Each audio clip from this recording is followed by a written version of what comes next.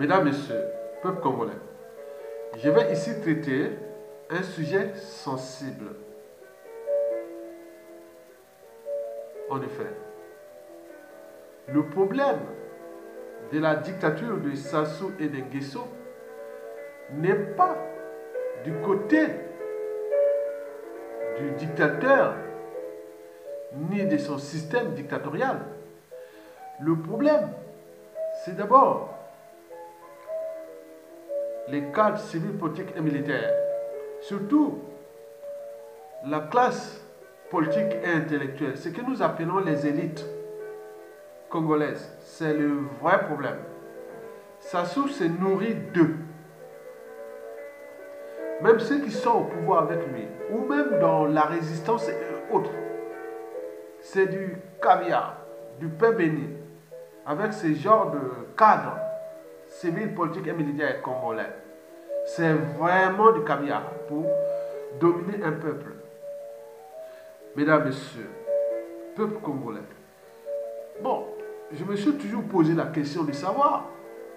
Parce qu'on dit, on fait des appels à des nordistes, appel à un nordiste, c'est désolidariser de Sassou Nguesso. Appel aux nordistes de se désolidariser de Sassou Nguesso. Pourquoi? Parce que Sassou Nguesso est du nord. Parce que Sassou Nguesso, pour asseoir son pouvoir, a certainement divisé ce pays en deux parties. Le nord qui couvre 2/3 du territoire, 1/3 de la population, est pour lui. Et le sud, c'est pour ses complices et ses victimes. Complices pourquoi? Parce que si lui tient les cadres civils, politiques et militaires du nord, comme moi je suis du nord aussi, de sa région, et il tient ça, les cas Mokoko et Okobi Salissa, il les a neutralisés. Maintenant, il est tout seul là au nord. Et maintenant, il regarde que le sud pour ses complices qui font le jeu. Et que c'est eux qui divisent le pays, c'est eux les tribalistes et autres. Voilà les opposants, les autres à Paris, partout, on voit que les sudistes. C'est ça. Le système a bien fonctionné à un moment donné. Et les victimes, parce que quand ils tuent dans le sud, c'est pour consolider les nordistes autour de lui. Que si je quitte le pouvoir, cadre civil, politique et militaire nordiste, si je quitte le pouvoir, les sudistes, quand ils vont prendre le pouvoir, ils vont venir, ils vont massacrer. L'exemple qui est donné dans les familles hautes, dans les milieux du Nord. Et regardez en 97, on nous a bombardé les quartiers nord de Brazzaville, on nous a tués. Mais arrêtez. Ce qui s'est passé, c'est ce que ça a fait 97 jusqu'à nos jours, c'est pire que ce qui s'est passé là. Mais les intellectuels, cadres civils, politiques et militaires, ils continuent toujours à alimenter les amalgames, créer de la confusion haute, sans jamais prendre de responsabilité. Et pourquoi? C'est ce que je vais vous expliquer tout à l'heure. Donc les appels aux nordistes, Et au nord, on n'a jamais appelé, on l'appelle aux sudistes, disons non, mais vous êtes 2/3 de la population. Vous êtes 2/3 de l'économie congolaise. Mais pourquoi vous n'êtes pas capable de vous suturer, s'organiser et manager même l'opération simplement de désobéissance villemont? On a dit de Brazzaville à Pointe-Noire. Tout le monde reste ce soir. Et ça se tombe parce que c'est là le socle de l'économie. Mais pourquoi ils ne sont pas capables? Ça revient toujours. Et quand j'analyse ça, j'essaie un peu de sortir du milieu congolais. Et je regarde à l'échelle sous-régionale. Donc on rencontre les mêmes soucis au Gabon, au Cameroun, en République démocratique du Congo, on peut y ajouter. Et tous ces pays-là font partie des Bantous. Donc il y a une topologie sociale et politique Bantou qui n'est pas bonne. Il faut se le dire. Il faut dire la vérité. Ce n'est pas le fait de nord, sud, est, ouest. Nous avions une topologie sociale et politique qui n'est pas bonne. On est plus ou moins intelligent, peu structuré, moins organisé. Le pire, c'est qu'on n'est pas courageux. On n'est pas courageux. Et le pire aussi, c'est que nous sommes des lâches et des naïfs chroniques, des imbéciles heureux, des jusseurs, des peureux. Et ça se voit. On est là que pour créer les amalgames et autres, mais rien du tout. Les chiens qui aboient sont morts. Et voilà. Vous l'avez compris, mesdames et messieurs. Je vais ici traiter ce problème-là que je vais décrypter en profondeur. Parce que être citoyen, c'est d'abord être informé et d'agir. Et pourquoi? Parce que l'inégalité entre couches sociales, culture, société et civilisation n'est pas fondée sur la nature. Elle réside dans l'éducation ou l'information qu'on donne à l'individu, ou plutôt dans celle qu'on lui refuse. Donc ceci est d'ailleurs un cas de prise de conscience. Et pourquoi? Parce que l'ignorance est la pire des souffrances. La connaissance libère. Mesdames et messieurs, peuple congolais, à la différence de la société occidentale, ou d'ailleurs, à différence des peuples des sociétés occidentales et d'ailleurs, vous savez qu'au Congo-Brazzaville, le pouvoir n'est pas individuel. Par exemple, ici, un individu tout seul peut prendre sa responsabilité et mobiliser les gens et sans passer par des ordres venus d'en haut ou autre. Il se mobilise. Ah non, ça, pour cette cause, c'est insupportable, c'est intolérable. Il s'active et il prend ses responsabilités, il s'organise, il paie les réseaux et après il met les gens dans la rue ou il organise une contestation autre. Mais là-bas, chez nous, impossible. Notre responsabilité n'est que par association. Le courage n'est que par association. Et donc, il faut se dire que c'est là où commencent toutes les difficultés. Et donc, le pouvoir n'est plus du côté individuellement. Le pouvoir maintenant est par association. Et donc, cette association, où ce pouvoir est, tu vois, associé au groupe. Et pas n'importe quel groupe.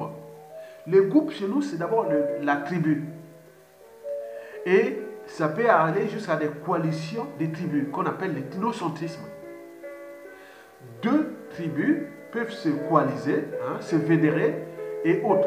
Comme au Congo, il y a une tribu qui est bien connue, coalition depuis les années, depuis l'indépendance, on appelle ça les Lari Congo. Ils ont eu deux présidents. Le premier Youlou, qui était Lari, puis évincé par un deuxième qui était Congo. Donc ça s'est passé là. La mobilisation était totale parce que c'était entre deux tribus antagonistes. Là c'est chaud. Mais si c'était un autre là-bas, il serait immobilisé. Donc, ce que je vais vous expliquer. Donc, au Congo-Brazzaville, nous avions 55 tribus. Dont un tiers des tribus majoritaires en population et en volume intellectuel, cadre civil, politique et militaire. Et n'oublions pas 2 tiers des tribus minoritaires.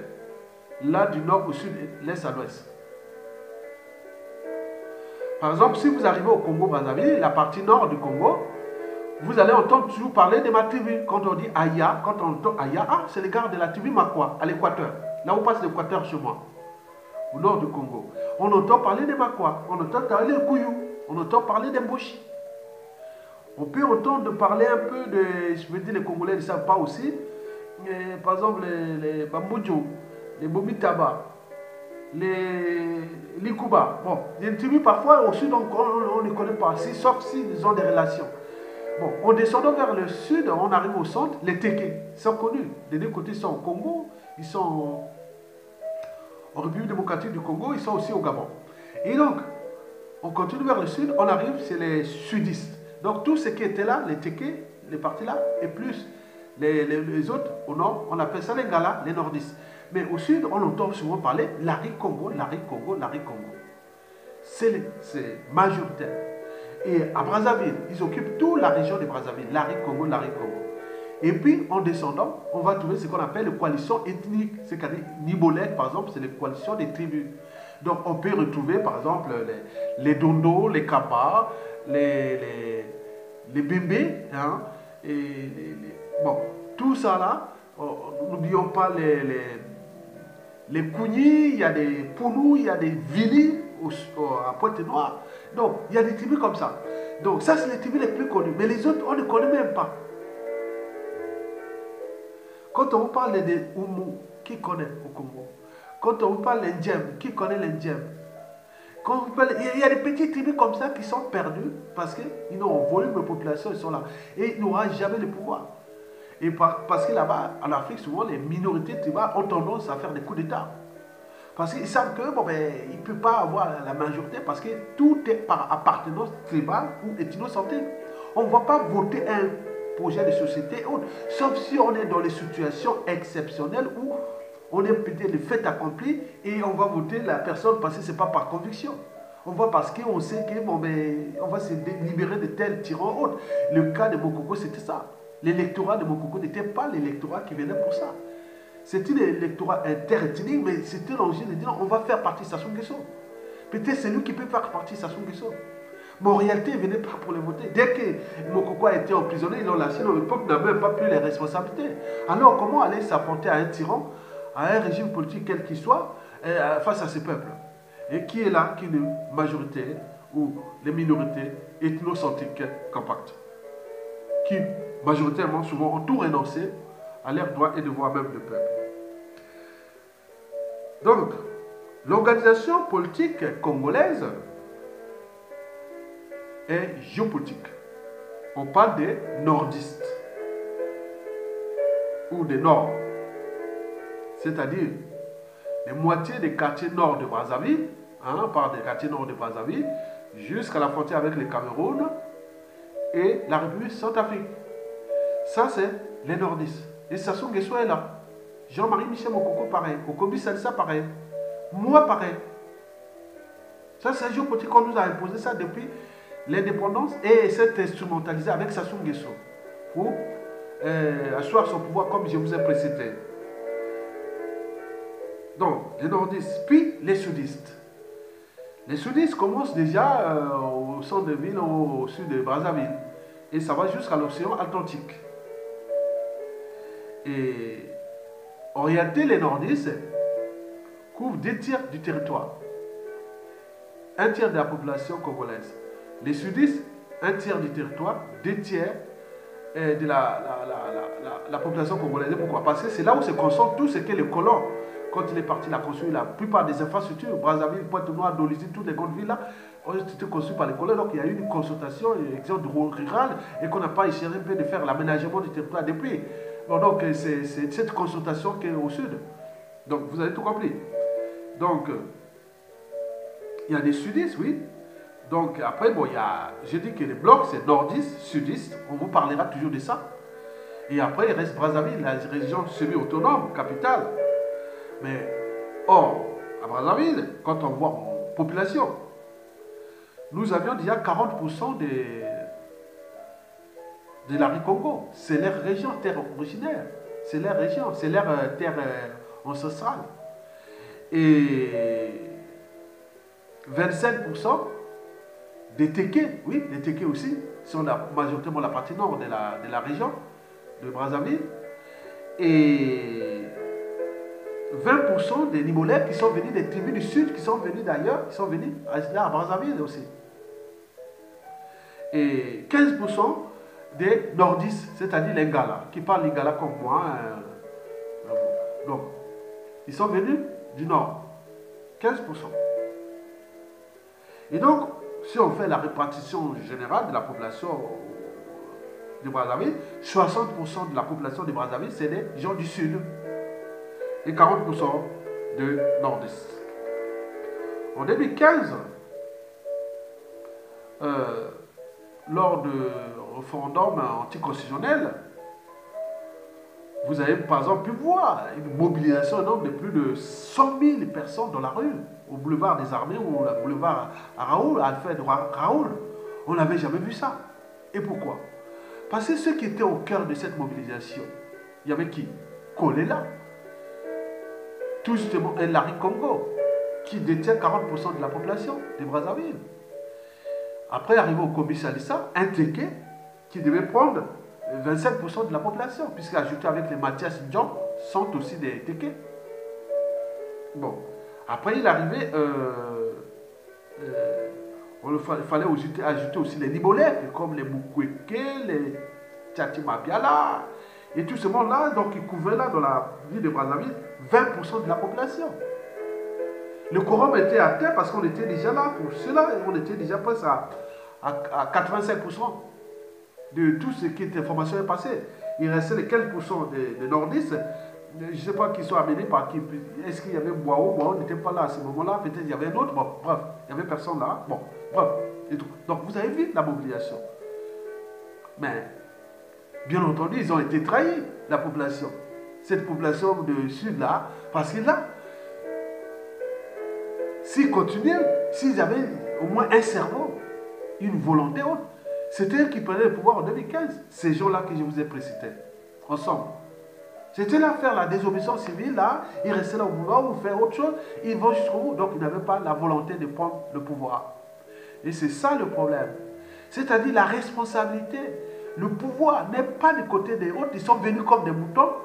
Et après ils ont manifesté, et on va répartir chez vous. Mais attends, alors qu'ils avaient envie d'en découdre avec l'éducateur, le peuple était prêt là, à aller jusqu'au palais. 100 000 personnes. Ils ont dit non, manifester, ils ont fait leur Dieu. Après, ils sont partis. Et d'autres sont en liberté surveillée, d'autres sont devenus les députés de Sassou Nguesso, et d'autres sont en exil, et voilà, le jeu est terminé. Parce qu'il y a toujours cette anthropologie-là qui nous délègue, qui nous forme, qui fait que notre pouvoir n'est pas nous-mêmes. C'est de l'autre. Délégué à quelqu'un, souvent chef de parti, chef de tribu, chef de ceci.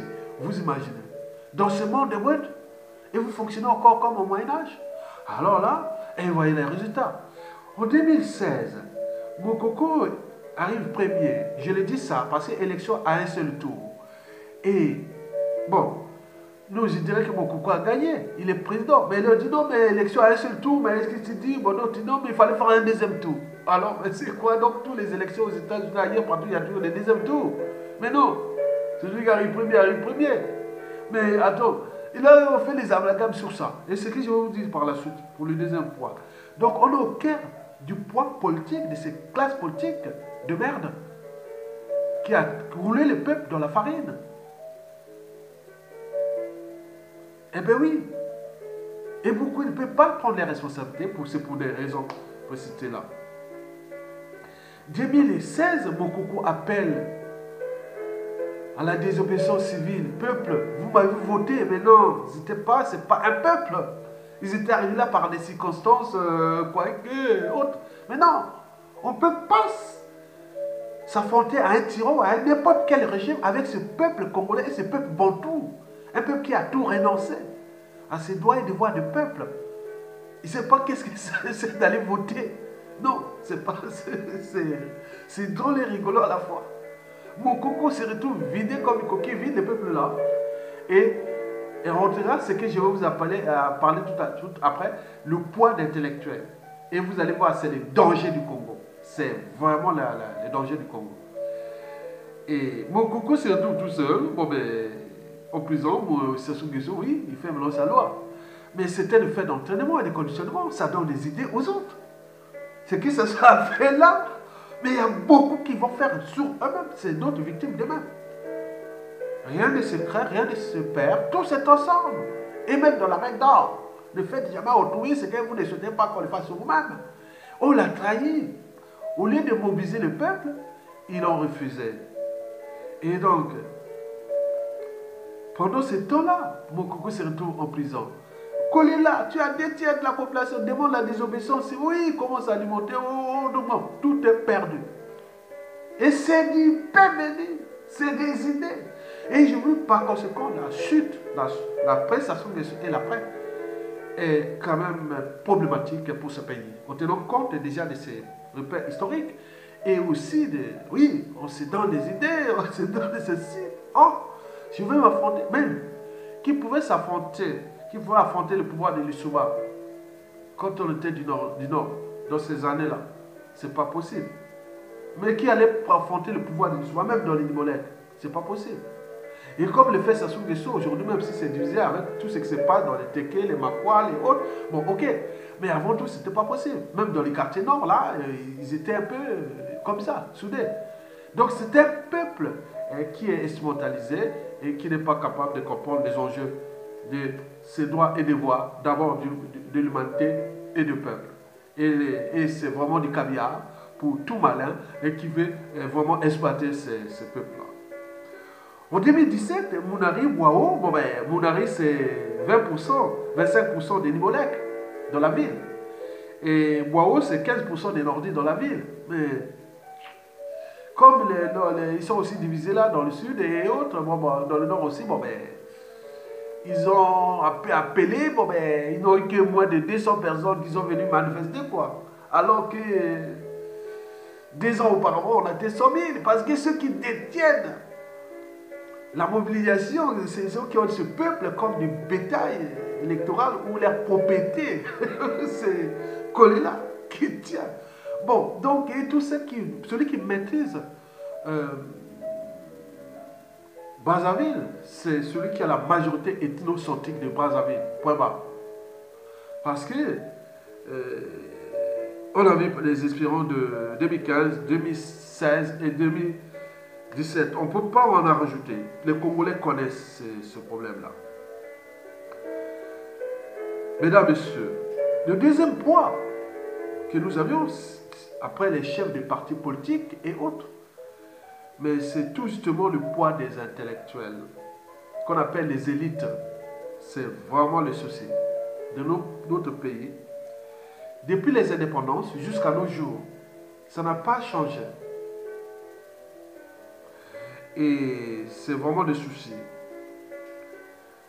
Un patriote congolais m'avait dit que l'histoire des années 60-70, c'était tout simplement la guerre des intellectuels entre eux.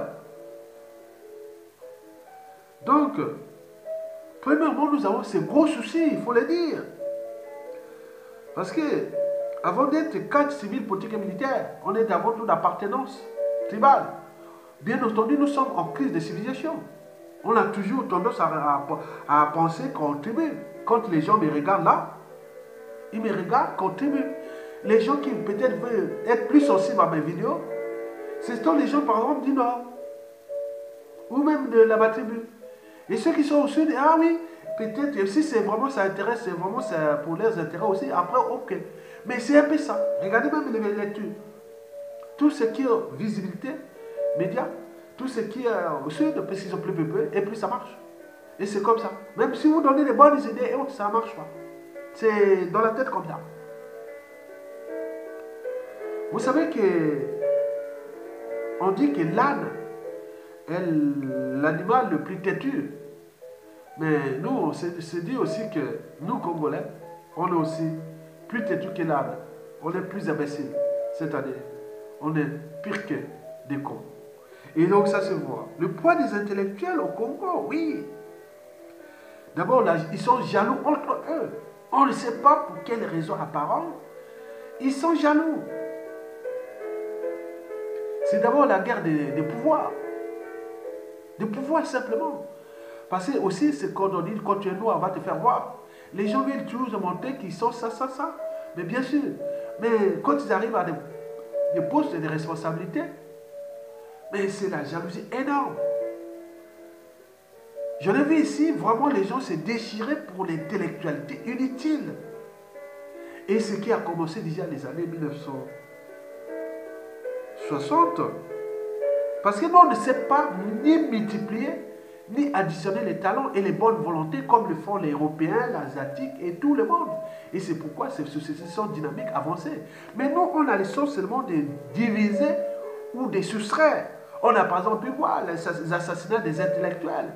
Dès les années 1965, on a commencé à assassiner. Mais bien avant, en 63, en 61, on commençait déjà à assassiner. Je n'étais pas encore né. Donc, vous imaginez? Et ça n'a pas changé. Depuis 1961, les premiers assassinats, jusqu'à 2019, aujourd'hui, ça n'a pas changé. Et au cœur de l'enjeu, c'est toute la jalousie intellectuelle. C'est-à-dire, on a cette anthropologie sociale qui n'est pas bonne. On ne sait pas multiplier ni additionner les talents. On ne sait pas savoir les sens d'intérêt général. Qui celui-là c'est un patriote, celui c'est cela. Il faut que nous soyons dans les difficultés pour dire, ah finalement, Aya, c'est quelqu'un finalement de bien. Or, que critiquer et autre, ça devient un souci. Quand il a un pouvoir, allez. Vous imaginez, vous allez construire une société comme ça? C'est pas possible. Mesdames, Messieurs, après la jalousie et la division et l'association des talents, nous avons un autre problème, c'est que il y a une instrumentalisation du tribalisme. Bon, quand on est au pouvoir, on le pratique, et quand on n'est plus au pouvoir, on les dénonce. Et c'est sans fin, et ça n'a jamais changé. On a même légiféré. Le tribalisme qui est plus dangereux que le racisme. Le racisme ici est légiféré. Il y a des pédagogies, des programmes d'éducation, des actions et autres. Mais nous, rien du tout. Où sont ces cadres-là qui sont là? Mais donc, si on ne peut pas, ça devient du fantasme. Mais le tribalisme crée de l'apartheid administratif. On parle avec le tribalisme en Afrique, c'est de l'apartheid administratif, politique, économique, social et culturel. On arrivait même à des génocides comme ce qui s'est passé au Rwanda entre les Tutsis et les Hutus, au Congo dans la guerre du pôle et compagnie. Ça a créé des problèmes de tribalisme, c'est dangereux. Mais l'intellectuel est là pourquoi? Pourquoi on était à l'école? Pourquoi on a des choses de la pensée? Pourquoi? Qu'est-ce qu'on en fait?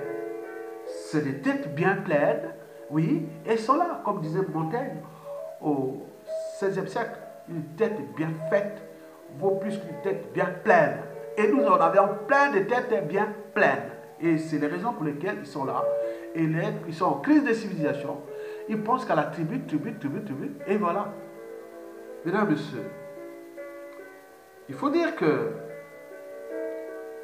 aujourd'hui, si nous ne prenons pas les taureaux par les cornes, nous avons ces soucis-là. Alors, ce qui se pose, comment aller s'affronter à un tyran ou à tout régime politique, quel qu'il soit, avec ce peuple-là? Non, ce n'est pas possible. Le cas Mokoko est là. Il a été abandonné. Ça donne des idées aux autres. Il va se battre pour son honneur et jusqu'au bout. Et demain, les hommes vont venir à mon tour. Et d'autres vont dire, ah oui, les lâches, les peureux et autres, ou des traîtres et tout compagnie, ils vont faire le même jeu.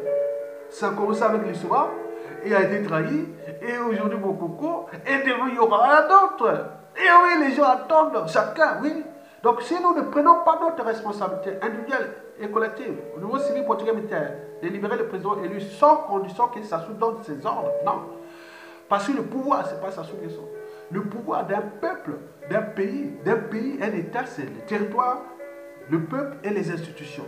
Les institutions sont maintenant ceux de Sassou Nguesso. Il nous reste que le peuple. Le peuple, nous devons prendre notre responsabilité. Mais comme le peuple là n'est plus côté du peuple, le peuple c'est au niveau des intellectuels, cadres civils, pour donner un ordre, nous sommes de structurer la désobéissance. On libère, c'est pour les autres, c'est pour l'après. Parce que si vous ne le faites pas, le cas de Mokoko, on écrira l'histoire, les autres vont se répéter ça.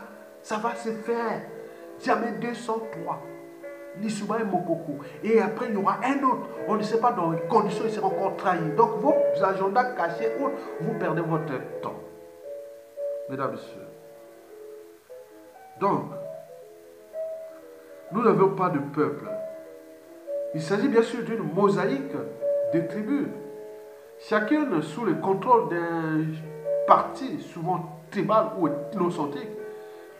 Bon, si ce chef n'a pas de conviction, ni de sens de l'intérêt général, et encore moins de moralité, ni même d'éthique, tout est bloqué.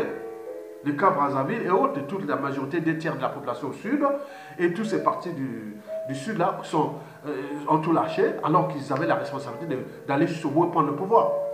Pour qu'ils ne les prennent pas. On va sur la amalgame. Ah, les nordistes, ah, les sudistes, ah, les nordistes, ah, les... Mais tant bien, ça s'arrange. Et ça donne les idées aux autres demain. Et donc, nous devons chercher à s'affranchir de cet état de crise permanent, qui est d'abord anthropologique, politique, social et moral. Mesdames et messieurs, on se dit que face aux contraintes qui sont déjà liées au conflit d'intérêts. Parce qu'il n'y a pas que l'histoire des tribus et autres.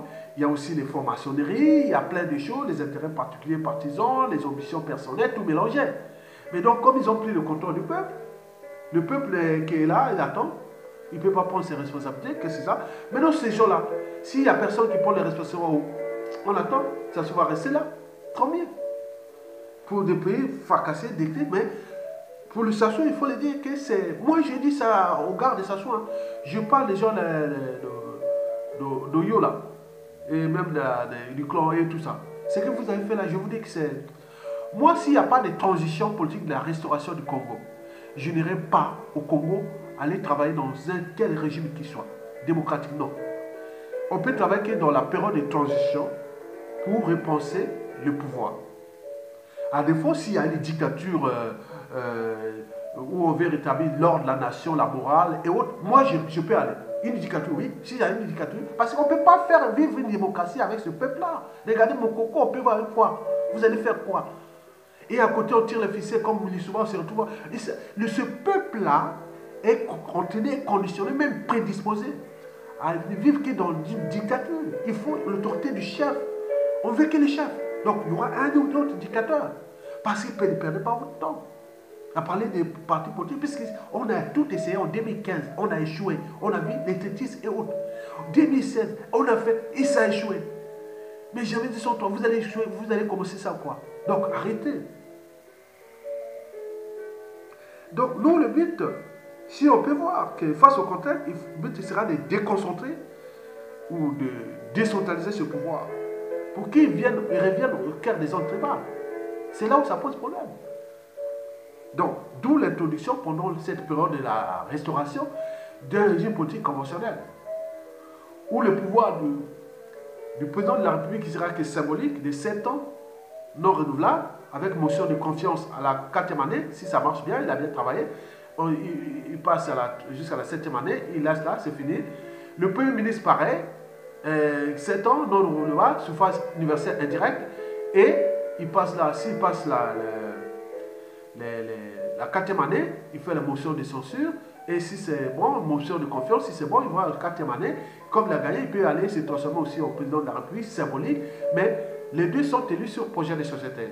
Le président de la République aura minimum 60 ans et le Premier ministre minimum 40 ans. Et maximum 60 ans.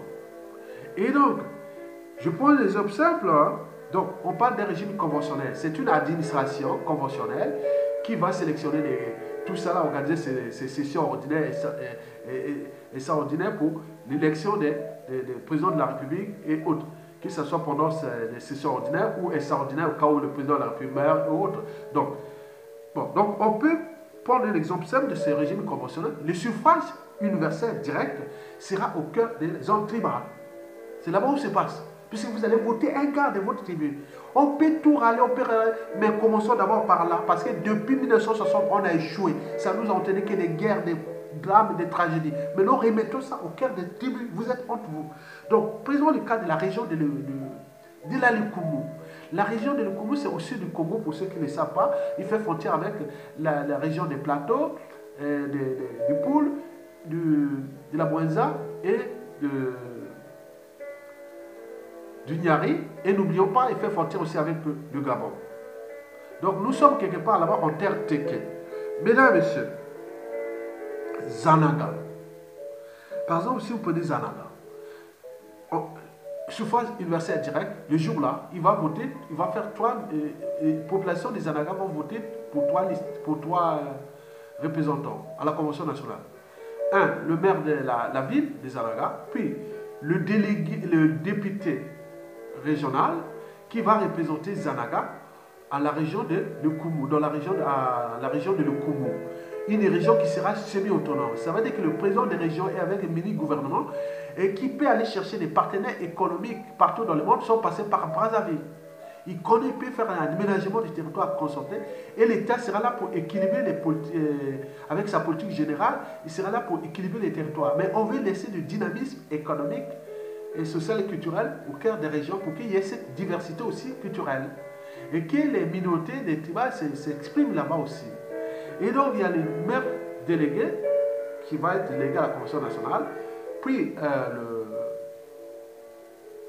le député régional qui va aller à l'Assemblée régionale, à Sibiti, qui sera vraiment structuré, donc, et le délégué est le député national qui va représenter non seulement Zanaga, mais également la région au niveau fédéral. Même comme dans cette région, il n'y a pas que Sibiti, il y a Komono, il y a Sibiti, il y a Zanaga, bon, donc on peut tout citer.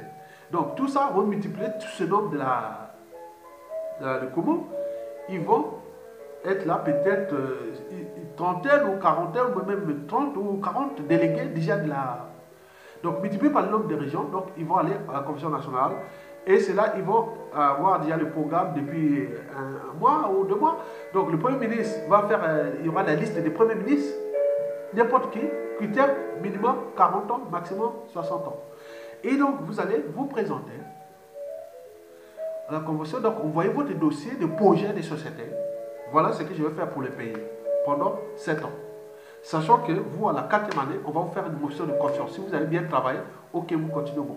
Si vous n'avez pas bien travaillé, vous arrêtez. Donc, il va présenter, il y aura des listes comme ça. Monsieur Poinpo arrive avec son projet de société. Dites au nouveau là, il y a des critères et autres, choisis déjà par l'administration de la Convention nationale. Un immeuble énorme qui sera situé quelque part, pas à Brazzaville. Il peut être situé dans une région quelque part. Mais il est là, il travaille en toute autonomie, un cadre confort, et voilà. Donc, vous avez pu voir ça. Donc, on convoque, et ce jour-là, on peut arriver à 1000 à 1500 délégués, et ils vont venir là de toute la région pour élire le Premier ministre, d'abord le président de la République, qui aura des titres symboliques, comme on voit en Israël, en Allemagne, en Italie, ailleurs, voilà. Et le Premier ministre qui aura ce pouvoir-là, comme la chancelière en Allemagne ou partout. Donc, il y aura ce pouvoir-là. Et donc, les deux vont travailler dans ces cadres-là, avec chacun avec ses répartitions des compétences et des ressources et tout compagnie. Et donc, le Premier ministre va travailler directement avec l'Assemblée nationale et qui représente les différents courants. Il n'y a pas de problème de partis politiques. Non, ça n'a rien, une individualité. Donc, les partis politiques, vous n'avez fait quoi? Donc, quand vous sortez de Paris ici, ah tiens, je rentre au pays, bon, moi je rentre par exemple, moi demain, bon, ben, je rentre, je suis originaire de ma région, bon, ben, est-ce que je vais aller au niveau économique, c'est-à-dire tout ce qui est privé, vous pouvez aller vous installer partout. Mais par contre, si vous voulez faire la politique, il faut d'abord commencer à l'échelle régionale. Et c'est là que vous allez monter pour avoir votre pouvoir au niveau fédéral. S'il n'y a pas ça, vous ne pouvez pas passer par... vous venez à Brazzaville pour travailler par exemple dans l'administration fédérale, mais l'administration fédérale, il y a aussi des critères qui viennent des régions. Donc c'est eux qui donnent les candidats et autres. Donc vous allez faire là-bas. Il n'y a plus de tribalisme. Ah, la faute au nordiste, la faute au autre. On peut tout penser ça. Et c'est possible. Ce régime conventionnel est modélisable. Et c'est possible. Et alors là, nous allons traiter ce problème des amalgames intellectuels et autres. Vous allez vous battre entre vous-même. Et quand les intellectuels d'un groupe, d'une région, et qui voient que, ah, là-bas, ils travaillent, par exemple, dans la Boéza, là-bas, les Dodo, les Kaba, les bébés, ils travaillent bien. Hein. Mais pourquoi pas nous dans la Lekoumou? Et pourquoi pas nous dans la Cuvette Ouest? Pourquoi pas nous dans la Songa? Et donc, on va faire ça. Il y aura une compétition entre les régions, puisque les politiques générales, économiques, sociales, autres, sera déjà dictées par l'administration fédérale, dans les orientations. Et la répartition des compétences et des ressources aussi, qu'elles soient naturelles, stratégiques, fiscales, humaines et tout compagnie. N'oublions pas les compétences, qui va construire quoi, qui va s'occuper de quoi. On peut tout faire. On va faire simple d'abord. On va petit à petit. Donc c'est au cours de la période de transition des 5 ans que nous allons repenser tout ça là, recensement général, délimitation des territoires et tout compagnie. C'est possible. Donc faites partie de Sassou Nguesso. Et pendant cette période de transition, nous allons d'abord restaurer l'État et son autorité. D'abord la commission vérité et réconciliation. Parce que un peuple qui n'a pas de mémoire collective sera toujours dans la récurrence des mêmes erreurs. Les gens bien, moi je parle là. Maintenant peut-être en 1960, à ces années-là jusqu'à nos jours, il y a eu des gens, des anciens qui ont parlé comme moi, qui soient du nord au sud, de l'est, ouest, il y a eu des patriotes, des autres, de tout. Mais quand ils sont là, on les laisse pas. On oublie tout complètement parce que c'est le problème des devoirs de mémoire. Donc ce qui s'est passé là,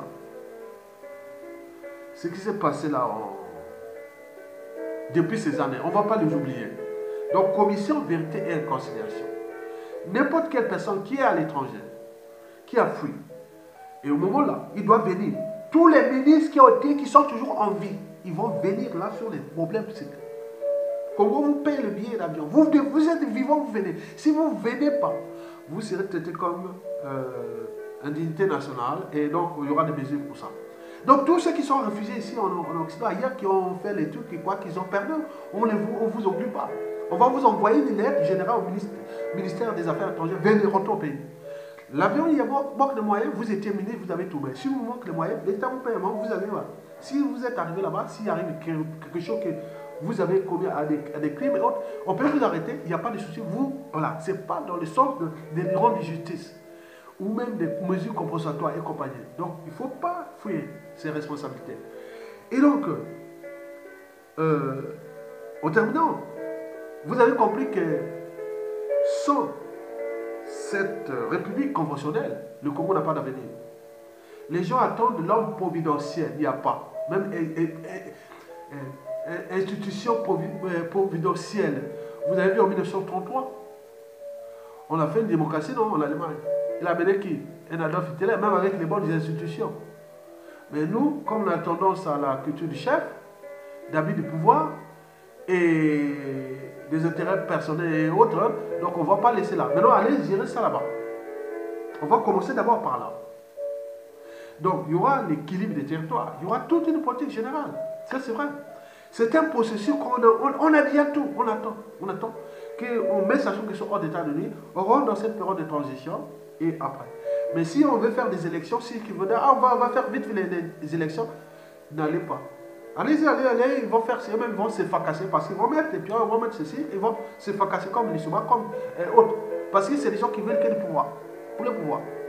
Or que nous, on veut restaurer ce pays parce que c'est notre bien commun. Et donc, il faut passer par la restauration. À défaut, en fonction de la chute de Sassou, on peut rentrer dans une dictature. Mais moi, si c'est une dictature et qui est pour remettre l'ordre, le droit, la nation et la morale, je suis partant. Je vous remercie.